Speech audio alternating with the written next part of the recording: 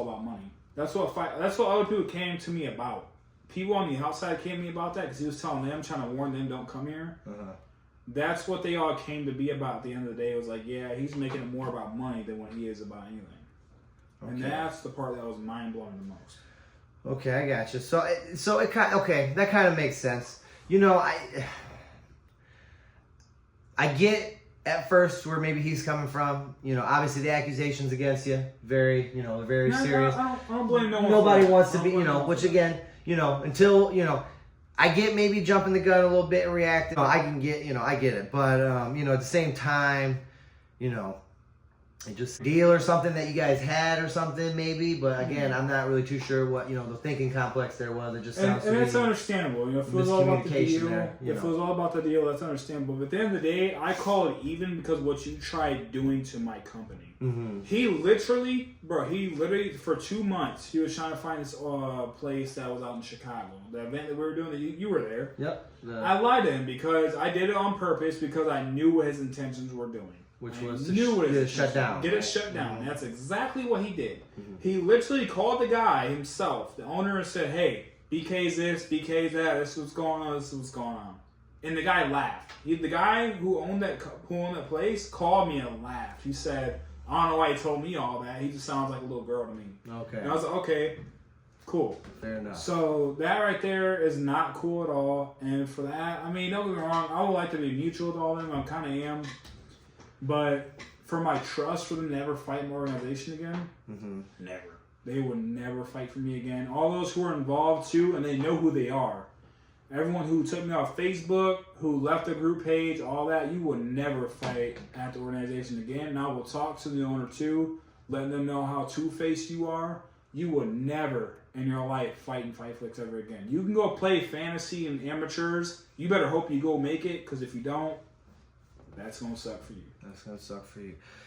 Well, you know, not to get too much on that subject, because, you know, obviously, you know, the whole point of, you know, this organization is to, you know, get the beef settled, you know, obviously, you know, whatever. So, you know, not, you know, obviously I get it, you know, unfortunately the world's not perfect. You know, there's always going to be, you know, issues and, you know, such where, you know, I guess basically what I'm trying to get at is in the future, talk things over and be mutual. However, you do kind of expect an apology and also, you know, kind of like a, you know, like an explanation, I guess, of why, you know, that happened to you. And then maybe then you could probably feel like you could, you know, move on and, you know, get things, you know, if any, you know, not saying that there needs to be, but if any future, you know, endeavors do.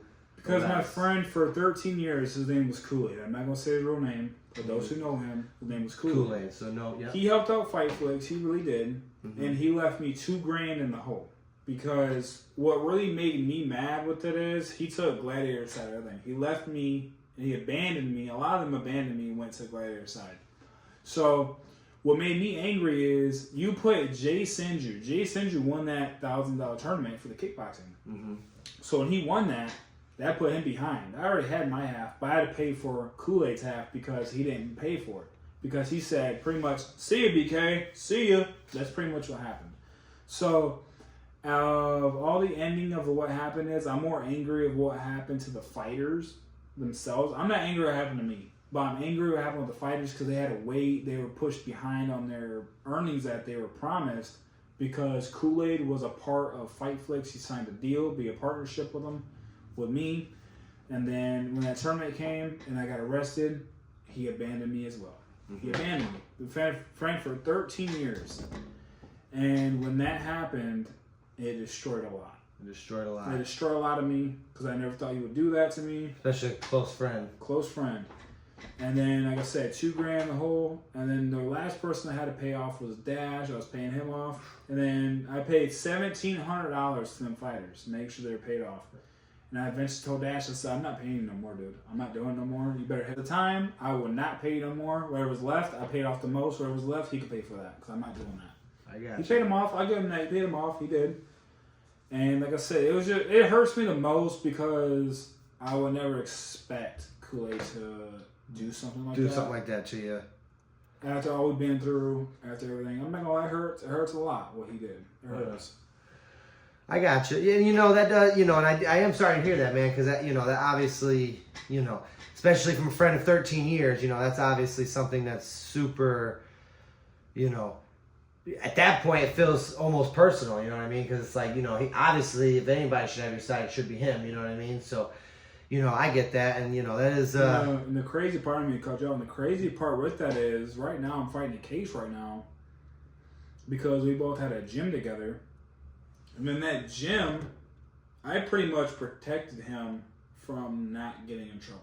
And now I took all the blame for it. When I took all the blame for it, now I'm the one that's fighting court cases to this day over that. Over that gym. To this day over that. You remember that gym? Yep, I do recall the...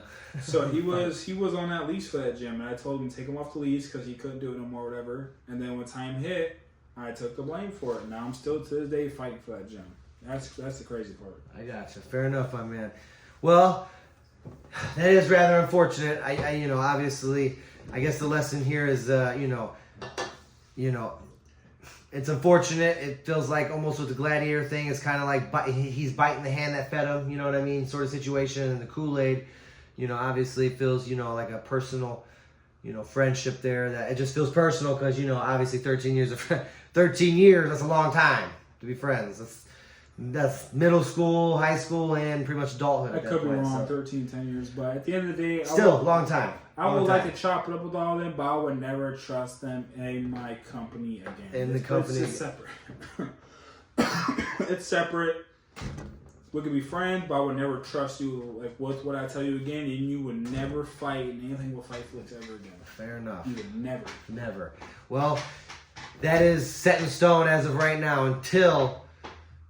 Probably never, unfortunately. So, however, sorry, not to, you know, try not to cut you off there or change subjects or anything, but, you know, let's try to get on a little more positive note here. There's a FightFlix event, or not, I'm sorry, it is a Schuler's Stable / FightFlix event coming up here October 26th, Gary, Indiana. It's at the, what's the place called again? It's on the flyer. You guys have to check out the flyer. It's on the flyer. I can't remember. It's on the flyer. Because FightFlix started off in the backyard organization, and now we have so many companies throwing at us. Like, we want you here, we want you there, because platform is big. Platform is big, so they want everybody on that platform. So I got you. Fair so enough. Just follow the FightFlix page, and you'll be okay.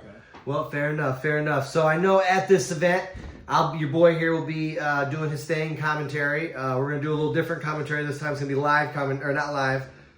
Take it back. I'm sorry. Live is what we normally do. It's going to be dubbed over commentary. So not dubbed over. Sort of like how they do it in the WWE now. Or UFC even. WWE, UFC, how they do it, how they basically voice it over during the fight. You won't hear me over the thing. Possibly, unless if that is what they want of me, then I'll do that as well. There's going to be some great fights. I know... Glock's good to go. Let's sign more people. I can't wait. Can't wait. So, just like Dana White, this man right here is looking for a contender. So, there's a new season. Sorry. To kind of wrap this up a little bit. Sorry here. Don't have all the time in the world. However, just great. I would say great first podcast, man. Awesome. I think you did a wonderful job, man. I think you got your story out there. Would love to... I think we definitely need a part 2. I think hopefully when this goes out, you know, you all can agree that I think definitely this needs a part 2. Basically, next FightFlix event's 26. That's probably gonna be the last one of the year until next June, 2025. It's gonna be the start of season 5, correct? Season 5, right? Season 5. They are on season 5 right now. On season 5. It's called the New Generation. New Generation. The New Generation is supposed to be about all the new guys. All the OG guys, they've been there for a long time, so now they're all going up. So now it's pretty much anyone's ball game to be the face of the backyard. And all those who talk crap about the backyard, all this and that, why is it that those people are going farther than those who are sitting on the couch right now eating hot Cheetos? Well, that's my question. Hard work pays off. It does. That is the cheat code of life, ladies and gentlemen. Hard work pays off. To add on to that, you said it's a new generation, but that don't mean that the old guys that aren't necessarily moving on that next level yet aren't still looking to take care of some business to move on, because you know those guys are going to be scary too. Like I said, you know, I mentioned Jeff Gifford earlier, but who else was returning? I know there was a few. Ruiz Almighty, he's talking Ruiz about Almighty, he's talking to okay. me. And the personal one, which is crazy, and I hope he does come back, is the Hunter. The He Hunter, plans on coming Nick back. Smith, correct? Nick Smith. He plans on coming back here soon and taking care of business. Taking care of business, reclaiming that throne. Hopefully, I can commentate that one because and never got to commentate that one yet. One of the his new fights. owner right now, and I think it's amazing he's doing it. I think it's gonna bring a lot of people in. They're bringing in the UFC replica, $700 to $800 belt for next summer. It's gonna be the BMF belt. So whatever the fans think that they want to see for a versus is what's probably going to happen for that BMF belt, and that's a certified belt. Certified belt.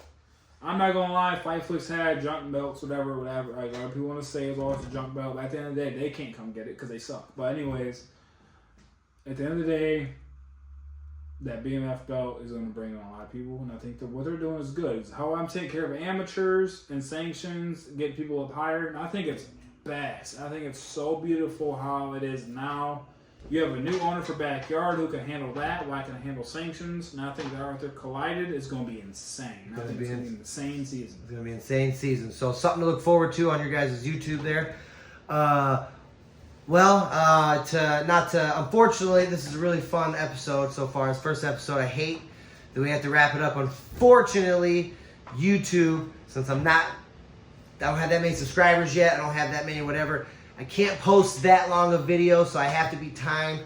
Probably some of this I'm going to edit out a little bit, but the good parts I'm going to keep in. Hopefully I don't have to edit any of it out. Hopefully you get to see all of it. If not, if there's any of it that you don't get to see, I promise it will be clipped. It will be in there. To end on a final note, basically, I want you guys to keep looking out. I want you guys to keep watching. I'm going to have him on again. We're going to get more in depth into it.